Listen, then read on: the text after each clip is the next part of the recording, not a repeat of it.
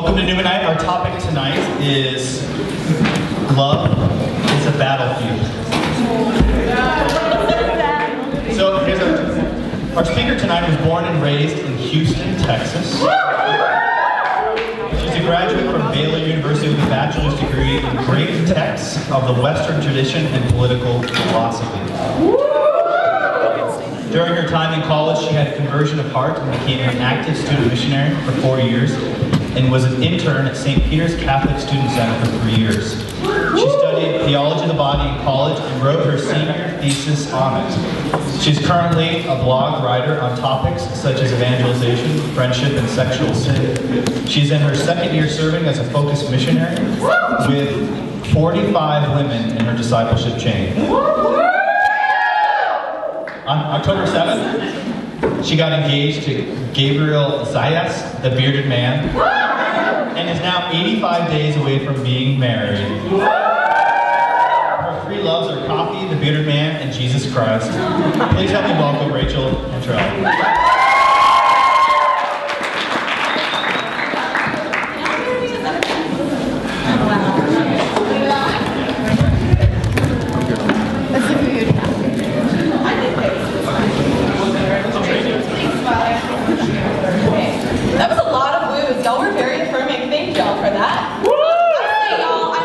It's not going to stop. I'm not going to apologize for that. But I thought I would start by telling you an embarrassing story. How does that sound? Okay? So one of the things that Father did not mention is that my sophomore year of college, I studied abroad in St. Andrews, Scotland, which is where Prince William went to school. It's where he met Princess Kate. So basically, I'm royalty, in case you were curious. And 2 months before I left for Scotland, I started dating this cute bearded man. And so 2 months in, I ship halfway across the world to go to Scotland. Great test for a relationship, am I right? So 2 months into being in Scotland, and I'm really missing my family, I'm really missing my boyfriend, and so sweet boyfriend does something really cool. He buys an international plane ticket to go visit his girlfriend of 4 months. Right? Big vote of confidence. And not only that, but he was traveling to and from with my parents. So 4 months into dating, he buys an international flight to travel with this girl's parents to come visit her in Scotland for a week. Right? Bless his soul. Seriously. And so I'm so excited that they're coming. We're going to spend some time in Scotland. We're going to go to Spain. It's going to be this perfect week. And part of this perfect week included going to this little place called the Cottage Cafe. Now the Cottage Cafe, every building in St. Andrews is older than our country, and I'm not exaggerating. They're all built in like the 12th century, and they never tear them down. And so all of these things are renovated. So the Cottage Cafe was this little bitty house that was 2 stories that had been converted into arguably the best pastry shop in Scotland, in my personal opinion.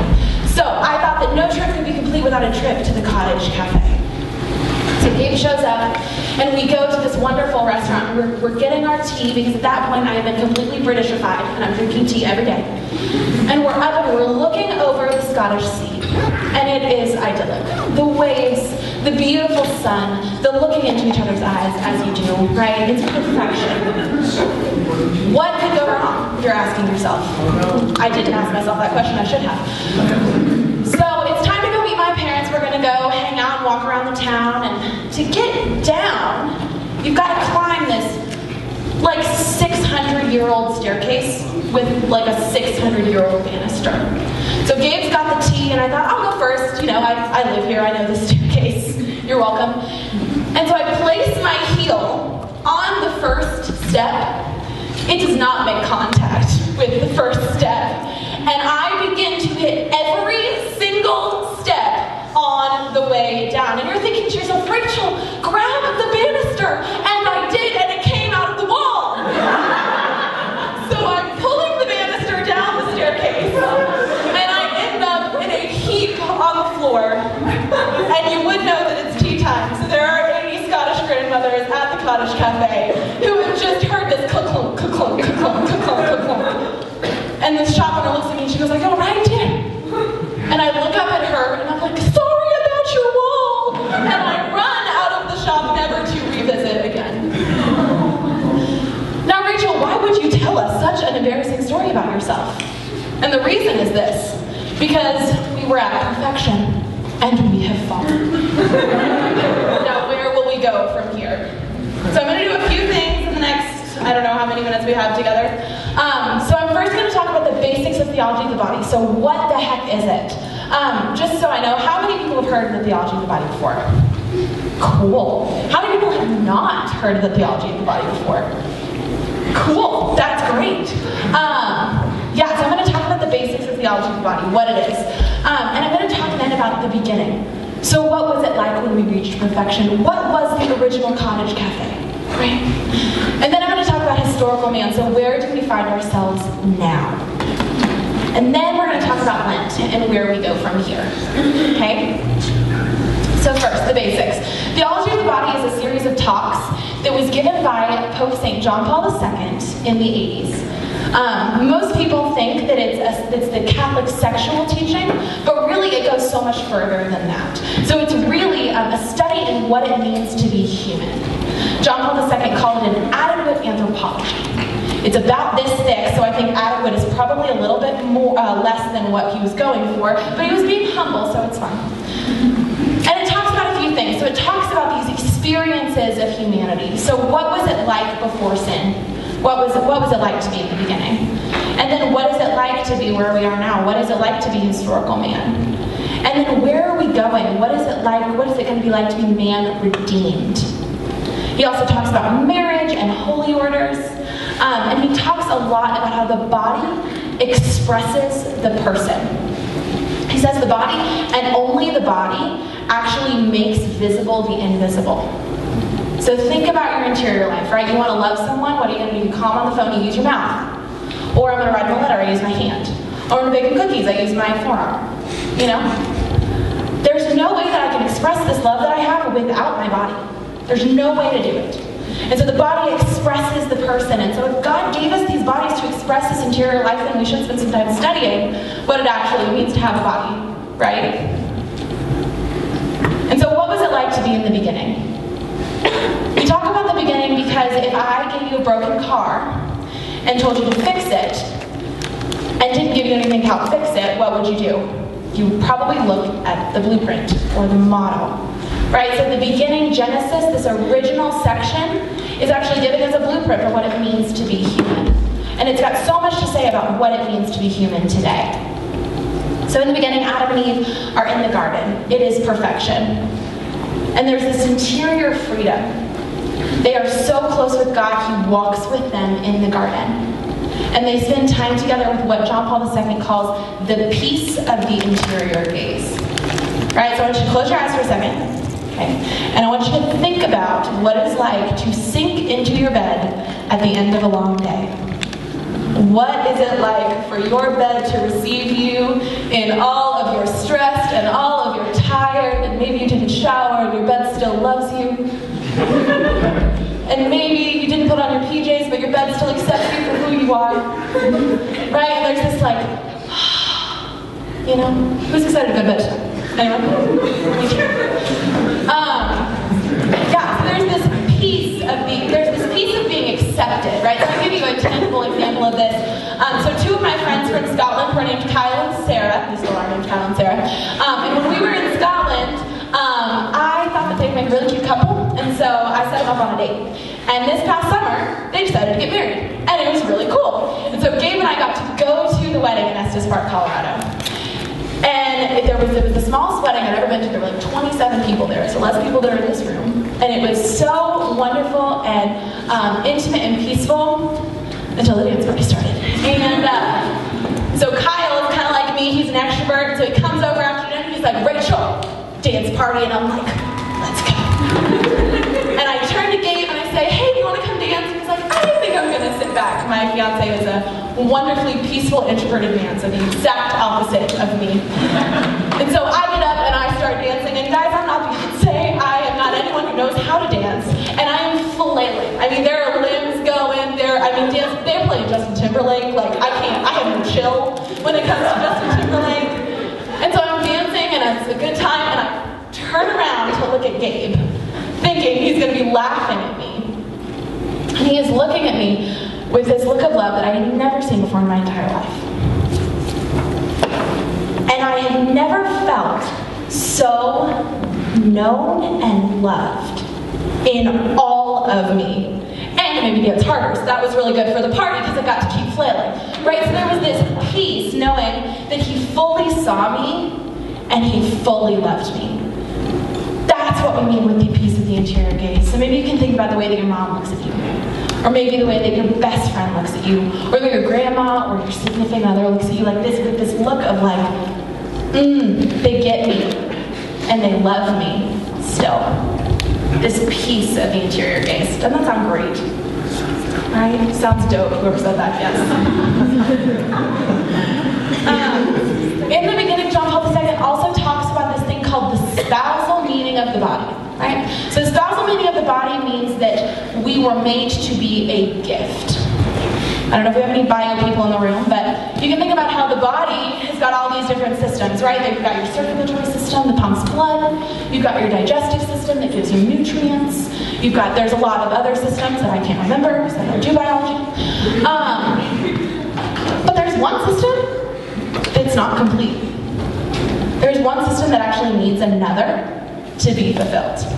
And that's your reproductive system, right? Your reproductive system cannot make another human without another human. And what God's doing here is he's showing you were made for relationship. It does not mean that everyone is going to have biological children, but what it does mean is that we were made to be a gift to the other. Does that make sense? There's a spousal meaning to your body. You're made to be a gift. John Paul II says that man becomes himself when he makes a sincere gift of self. So you can think about examples from your own life, like when you've helped out at a soup kitchen, or maybe you're in MUEP and you helped out with the Hope Pregnancy Resource Center, or maybe your roommate had a bad day and you baked her some cookies, or maybe your mom had a bad day and you gave her a phone call, right? These opportunities when you make a gift of yourself, right? It feels good.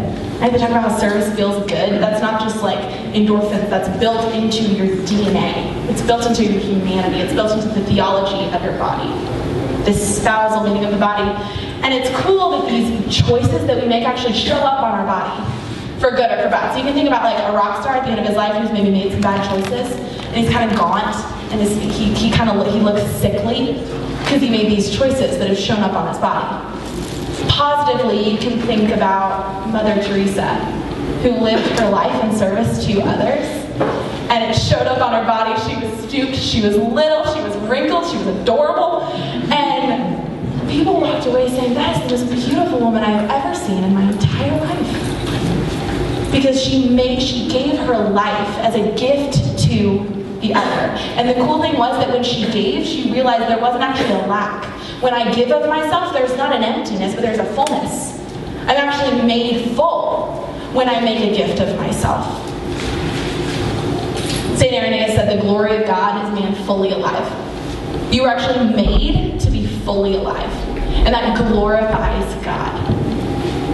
And so you can think about maybe climbing a mountain, going up to Humphreys and seeing that beautiful view. I don't hike it, but I ski it, and so they take me to the top, and I get to look at it that way. Highly recommend. You can think about a great conversation with a friend, right, where you were like, wow, our hearts were like right there, you know, and they saw me and they loved me, and I feel fully alive. Like these moments, or you doing something that you love, whether it's you're training to be a doctor, or you're training to be a writer, and you do these things that you feel so human. Do y'all know what I'm talking about? Those moments where like, more of this is it. Right? Like, and that's what you were made to feel like all of the time. Heaven is going to be that times a million. That's all that was there in the beginning. This perfection of the gaze, this spousal meaning of the body, this gift of oneself. It would have been really nice to stay there. But unfortunately, there was a fall. There was a staircase, you know? So what is this fall? John Paul II said that when man conceives of God as a tyrant, he is forced to do battle against him so he won't be enslaved. So when we think that God is a tyrant, we are forced to fight against him because we're afraid of being a slave. And that's what the first fall was. So Adam and Eve were tempted by Satan. He said, did God really say he was going to take care of you? Did God really say you were going to be fully alive? Did God really say that? Are you sure? And Adam and Eve rejected the Father from their heart. Man expelled the Father from his heart. He wanted God's promises, but without God himself. And it's really interesting because this language of man expelling God, a lot of the times we think that God's expelling us. Right? Like, I messed up, so God doesn't want me. I fell again. God doesn't want me. But actually, God is always waiting with open arms. And it's us choosing not God. And that should be encouraging because it means that your loving Father is always there with open arms, waiting for you to come home. You can never be too far. And so sin, technically, is the turning away from God in word, in deed, or in desire. St. Augustine said, in word, in deed, or in desire. So Adam and Eve sinned, and what did this first sin do? It gives you this really fun word called concupiscence. Has anyone heard that word before? Concupiscence? It will kill you in a spelling bee, I swear. There's S's and C's that you would not think are there. And what concupiscence is it's the disordering of passions due to original sin. So we've got our head, our heart, and our stomach, right? We've got our minds, we've got our emotions, we've got our passions, right? C.S. Lewis lumped it all together in like your lower half. And so what happened with concupiscence, it was actually flipped. So our stomach and our head switch places. And now our passions rule us, and our mind has taken a back seat. So you can think about every day at 7 or 7:30 a.m., my alarm goes off, and my mind does not have a second to say, we should probably wake up now, before my passions have flipped off that alarm clock and I'm sleeping for another 8 minutes. Thank you very much. Right? And then it goes off again, and I hit it again until I actually have to wake up, and then I'm late. My mind said the morning or the night before, we're waking up at 7:30 because you're gonna, have a good outfit on and maybe drink some coffee and not have to run out the door and be late to holy hour again. But instead, my passions the morning of decide, you know what, mind, you really weren't thinking that well. Actually, we need some more sleep. It would feel good. Aren't you warm? It's cold outside. You're from Texas. You can't handle this weather. You need to stay in bed. And I do. Or you can think about working out. I hate working out. I'm on a very athletic team. All my teammates are very, very athletic. And I'm not. I like to sit on the couch and drink some coffee, as Father mentioned in his Bible. And so on Wednesdays at 4 in my schedule every week is time to work out. And on Tuesdays, I'm pretty convinced I'm going to work out. I've got a pass at the NAU gym. I've got a cute workout outfit. I'm ready to go, And then 4 o'clock comes around and I'm tired. And it's cold, and you're from Texas, and you can't handle this weather. So you might as well stay in your bed and watch a movie or something. And often that's what I do. My passions rule my mind, right? There's a disorder. And if you think about it in your own life, like think about when you're trying to start your homework, and you're like, 5 more minutes, 1 more episode, Or, God, I should wake up and I should work out, but if my bed's warm. Maybe you're not from Texas, but it's cold outside, y'all. Like, I don't know how you do it. So you think about, you do this all the time. St. Paul said, the good that I want to do, I don't actually do. And the evil that I want to do is the thing that I choose. There's this battle going on in my heart. There's this tug of war between what I know I should be doing and what I end up doing because it feels better.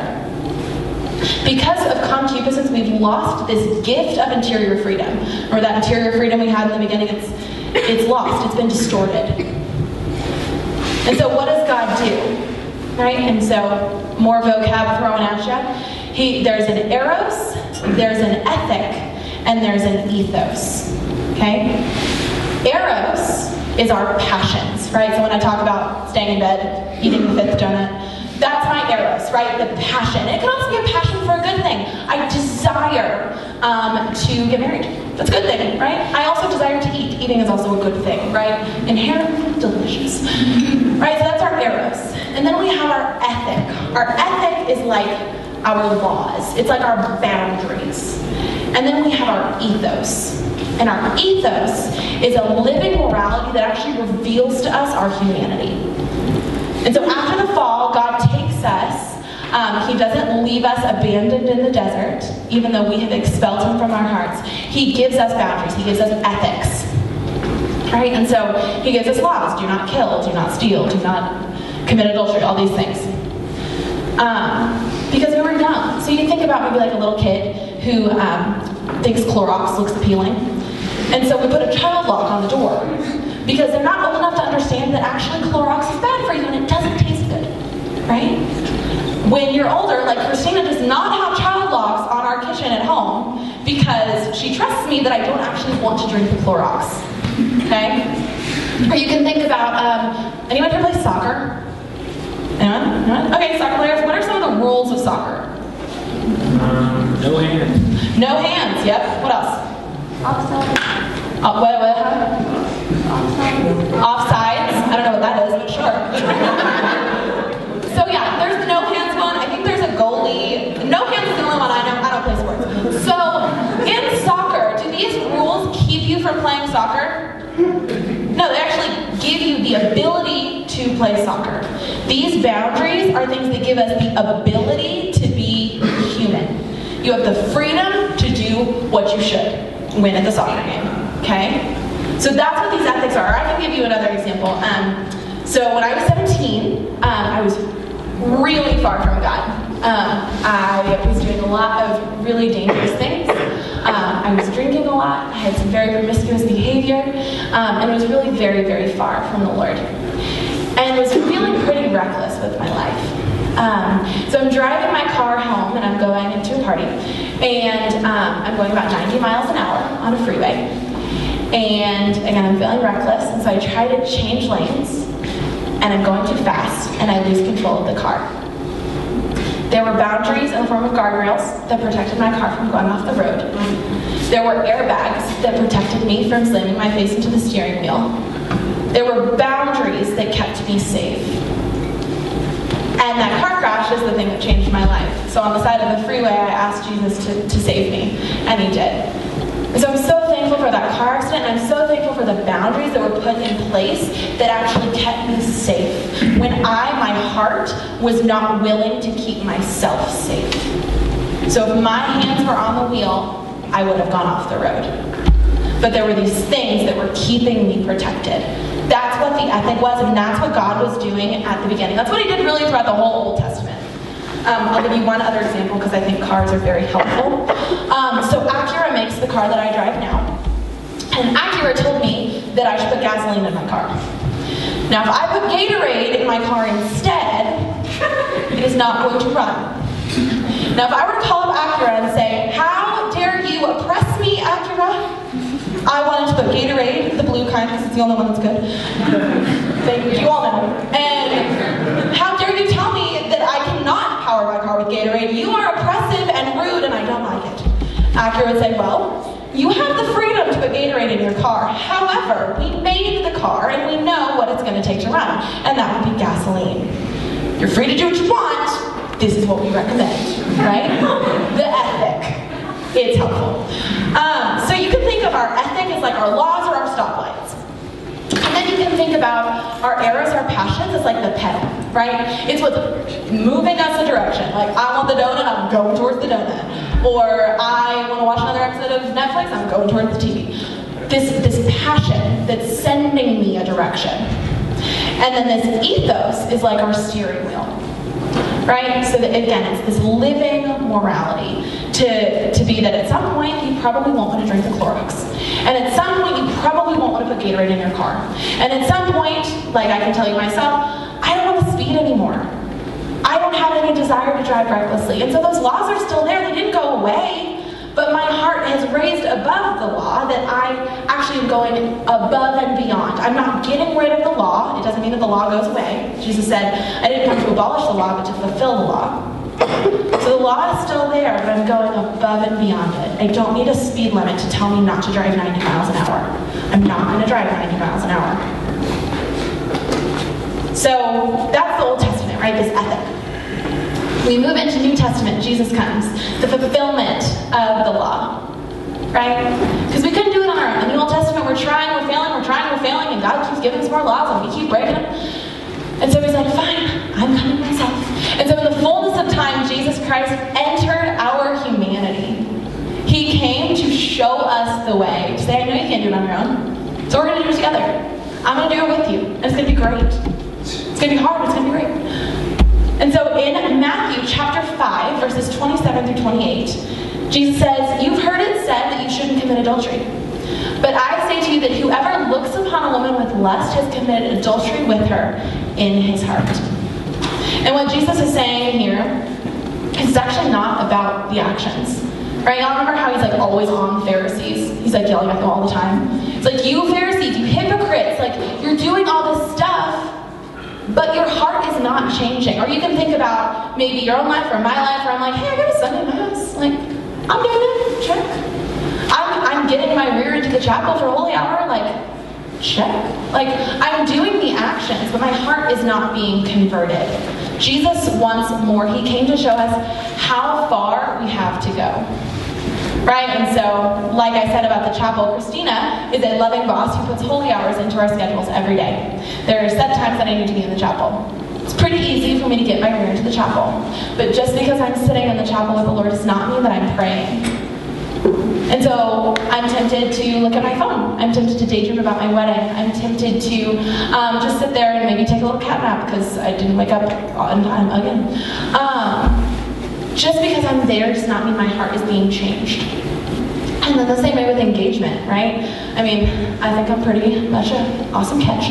And so I'm like, Gabe is so lucky to get to marry me. Like, I'm fantastic. You're welcome. But through engagement, I've actually learned there's like a whole long way to go, y'all. Like, there is so many things I need to learn about patience. There's so much I have to learn about being organized, about being humble, about organization. There's so far to go, you have no idea.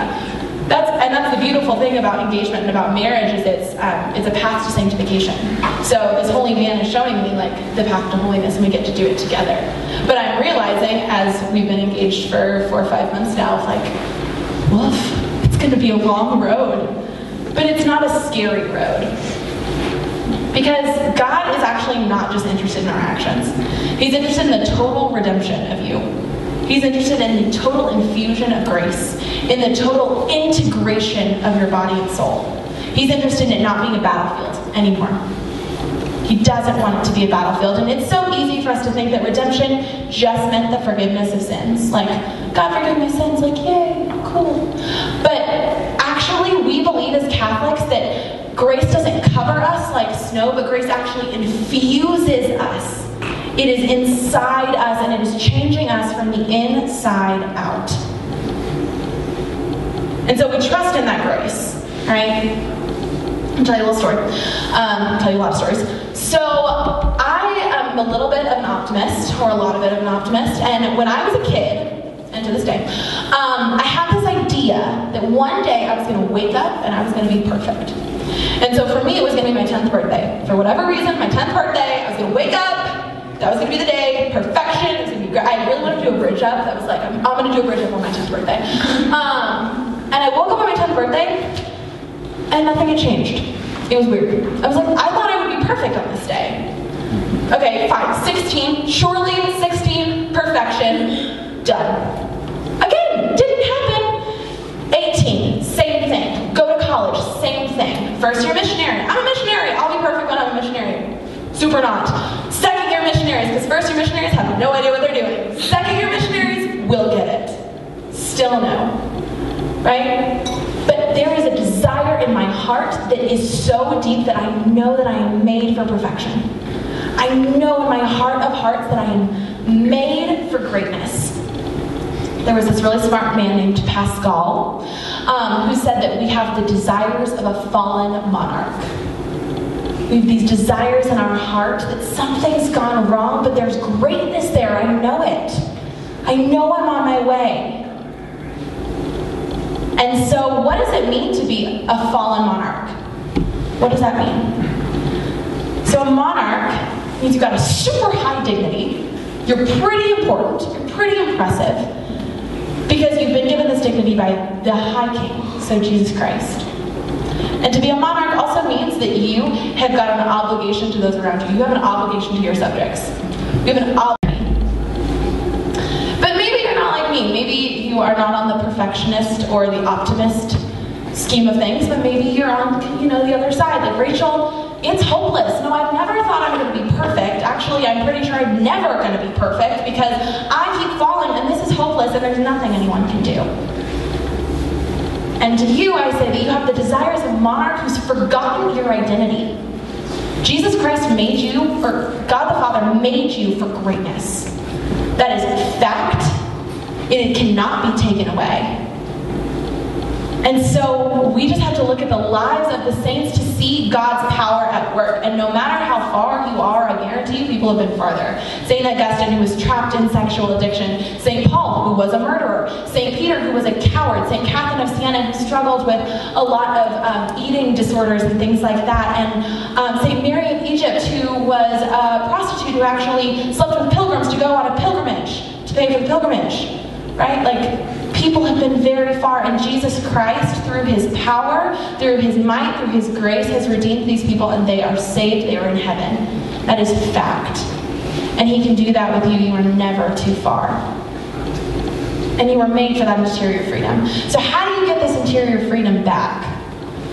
First things first, sacraments. They're really helpful. They infuse us with grace. God the Father, God the Son, God the Holy Spirit took ordinary things and elevated them to elevate us, recognizing that we have bodies, and sometimes it's helpful to have physical things to interact with to get us to where we need to be. So he elevates bread and wine to give us himself. He elevates water to purify us. He infuses us with this grace. Whenever I receive the Eucharist, there's like a prayer of thanksgiving that you can make, and I made up my own because I'm diva. And I actually asked the Lord to scoop me out like pumpkin seeds. You know, you think about making a jack-o'-lantern, you're like, oh, this is gross, right? I asked the Lord to scoop me out like pumpkin seeds and put his light in me, because I know that I'm made for the light. Feel free to take that prayer if it helps you. But yeah, I know there's a lot of gunk in here that Jesus needs to redeem, and so I give him permission. And I trust in a loving God who wants me to get there. And it can be easy to feel alone in this. Like, Rachel, I fell again. God, I fell again. I'm not talking to you. Like, this is too embarrassing. I can't do it. But the great news is that Jesus doesn't want you to be alone, and he did it all before you. He was in the desert first. He fell first. He fell 3 times on the way to the cross. He fasted first. He cried for the death of a friend first. He knew what it was like to be hungry. He knew what it was like to feel alone. He knew what it was like to feel abandoned. He said, my God, why have you abandoned me? He knows what it's like. He did it first, and he's going to do it again with you. And he's willing to walk through all that pain with you because he knows that the resurrection is so much better than Good Friday. He knows what's coming. Eye has not seen, and ear has not heard what God has ready for those who love him. Eye has not seen, ear has not heard what God has ready for those who love him. And I think it's also easy when we're talking about all of this, be like, Rachel, can we just go back to the garden, please? Like, let's go back to where there's always food, where the lions wanted to cuddle and not eat you. Like, let's go back. And God won't let us go back because he's got a way forward. Anyone here seen Tangled? Yes, great, smart people. If you haven't, go see it. So Rapunzel is this monarch who's forgotten her identity, and she's on her way to find out who she truly is. She's meeting people, helping her on her journey, and at one point it looks like evil's going to win. And she's trapped in a cave, and the cave is rapidly filling with water, and the way that she came is not accessible. And it'd be really easy to fall into despair there, and she almost does. But then she remembers that she's been given a light. So she sings this magical song and her hair glows. Wish mine would do that. And when her hair glows, when she follows the light, she finds out that there's another way, and she escapes the evil and continues on her journey to who she was made to be. She continues on her path. And that is what we have an opportunity to do this Lent. Lent is an opportunity to reintegrate our bodies and our souls, to put things back in order. So what the heck does chocolate have to do with anything? I think the reason why so many saints and mystics have championed fasting is because we eat a lot, right? We eat 3 times a day, every day. We always get hungry. It's just part of humanity. And so when we fast from things that are so connected to us, it helps us to reintegrate other aspects of our lives, right? So when I give up chocolate for 40 days, and at the end of 40 days, I'm really tempted to click on that website that I shouldn't click on. Or I'm really tempted to stay over with my boyfriend. Or I'm really tempted to spend more money than I should, or to not go to church. I don't want to. It doesn't sound fun. It's cold. But I just said no to myself for 40 days. I just said no to my stomach that no, we're not going to have chocolate. We are going to have a carrot. Or whatever. Or we're just not going to have dessert in general, and we're going to be fine. If I said no to that for 40 days, then surely I could say no to this. These little no's make way for bigger yeses. St. Francis is a saint, had this affectionate term for his body. He called him Brother Ass. I will hence refer to him as Brother Donkey. He called his body Brother Donkey, and he said that when I get Brother Donkey to do things, sometimes it helps my heart catch up. So sometimes I don't want to pray, but when I kneel down, my body's like, oh, we're praying now, cool. So I'm just gonna keep doing this. Or when it's time for bed, and I get in my bed, and I pull up my covers, and I turn off the light, and my Brother Donkey is like, oh, I guess it's time for sleep. Right? Our bodies make way for our hearts sometimes. And so with Lent, it's an opportunity to, again, reintegrate our bodies and our souls. And to say no to little things, to say yes to bigger things. And the really cool thing about this is that, again, with the reflipping of everything back, our church is actually not wanting us to just sit and be glum, oh bother, I can't have chocolate. But our church actually wants us to feast. Did y'all know that every season of feasting is always longer than every season of fasting?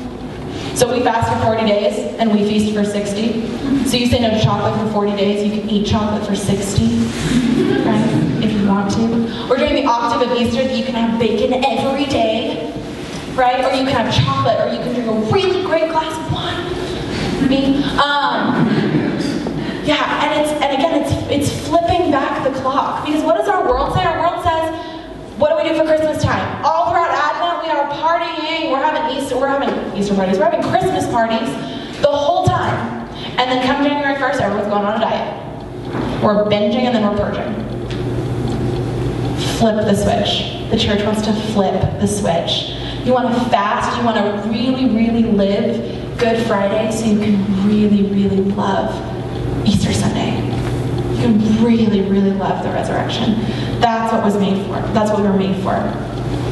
So we're talking about this new way. We're talking about how Christ is on his way. He's going with us. And again, with the flipping of the switch, God is such a poet. There were two trees in the garden, remember? There was the tree of the knowledge of good and evil, and there was the tree of life. We didn't eat from the tree of life. We were expelled from the garden before that could happen. Because had we eaten from the tree of life when we were in a state of sin, we would not have gone to a fun place. However, when Christ comes to redeem, to restore, he brings us a new tree of life, and it is called the cross of Christ. And this time we do get to receive the fruit from the tree of life, and that is the Eucharist.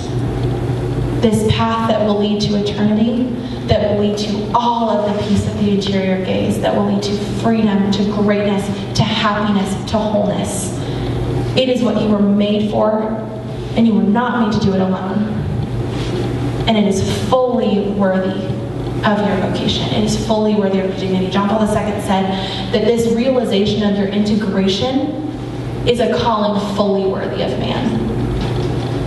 And so I challenge you, maybe you haven't been living Lent that well. Maybe you made kind of a weak offering. We're only a weekend. There are still 30 days left to go. Now is the time to think about what is that thing, what is that little no that's going to lead the way to the bigger yes. Maybe it is chocolate. Maybe it's social media. Maybe it's your pillow. Maybe it's your alarm clock. Snooze button, maybe. What is it for you? What is God asking of you? Again, recognizing that when he's asking you to give up a little no, he wants you to have a bigger yes. That's all I got.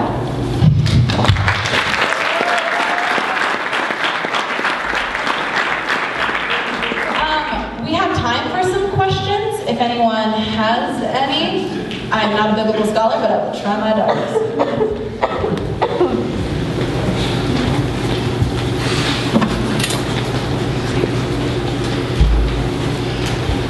Father, in any questions? Any comments? Oh, hey, here. Do you have any practices for when you're in kind of like battle of making a choice, either more comfort now, or Yeah, so he asked, like, what, do you have any tips for, like, when you're in the battle? Like, when you want comfort now, like, how to say no to the comfort for something greater later. That rhymed. I was told by my youth minister, get up.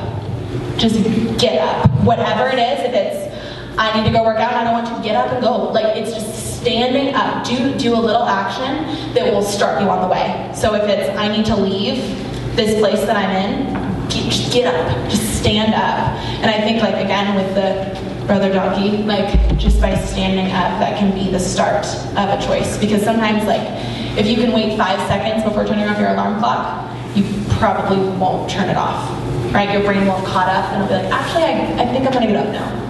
So, say stand up. Yeah? So you're saying on chapel, sometimes you like to distract and everything. What are some tips you have for like bring yourself back, or like what are some tips you have for like prayer in the chapel? So what are some tips for either getting yourself back into prayer if you're in the chapel, or like tips on praying in the chapel in general? I'm a list girl. I like checklists, and God knows that about me, and so He gives me tools. And one of my favorite ways to pray is with the acronym ACTS. So it stands for Adoration, Contrition, Thanksgiving, Supplication. And so adoration is saying to God all the great things about Him. God, you are mighty. God, you are powerful. You are really good. You are really merciful. You are really, like, all of these things that God is. You just tell Him all the things about Him. And then contrition, all the things that you're sorry for. God, I didn't wake up to my alarm clock. God, I gave the side eye to my teammate. God, I like all of these things. The contrition. Thanksgiving, here, all of the things that God has given me. God, I'm so thankful for my family, for the ability to live in Flagstaff. I'm thankful for my fiance. And then supplication. So after all those things, like, God, I'm a little nervous about getting married. Like, can you help me out? Like, God, I'm going to be sad to leave my teammates. Can you console my heart? God, all of these things. And then, so when I find myself out of that, like if I'm like daydreaming typically I will go back to that ACTS and I'll just kind of start over, because you'll never run out of good things to say about God, and then it just kind of can turn into something else. So, yeah.